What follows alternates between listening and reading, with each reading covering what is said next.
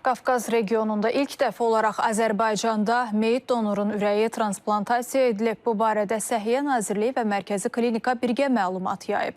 Səhiyyə Nazirliyinin orqan donorluğu və transplantasiyası üzrə koordinasiya mərkəzinə 3 saylı şəhər kliniki xəstəxanasında müalicə olunan pasiyentə beyin ölümü diaqnozunun qoyulması barədə məlumat daxil olub. Beyin ölümü diaqnozu təsdiqləndikdən sonra mərhumun ailəsi yüksək humanizm göstərərək orqanları bağışlamağa razılıq verib. Bununla da ölkəmizdə ilk dəfə meyit donorun ürəyi transplantasiya edilib. Ürək transplantasiyası əməliyyatı Mərkəzi Klinikada baş həkim Professor Kamran Musayevin rəhbərlik etdiyi ixtisaslı tibbi heyət tərəfindən yüksək peşəkarlıqla icra olunub. Meyit donorun ürəyi 2006-cı il təvəllüdlü Tovuz rayon sakininə köçürülüb.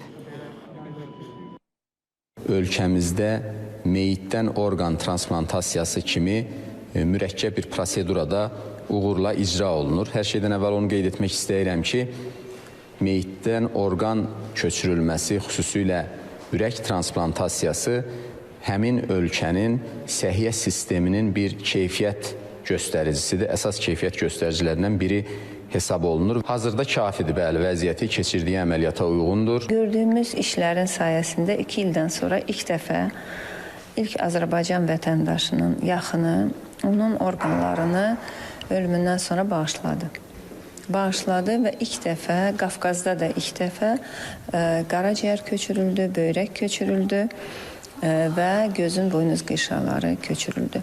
Və o vaxtdan bu vaxta qədər artıq 31 orqan köçürülüb və bu ay, yenə də deyirəm, ilk dəfə ürək köçürüldü.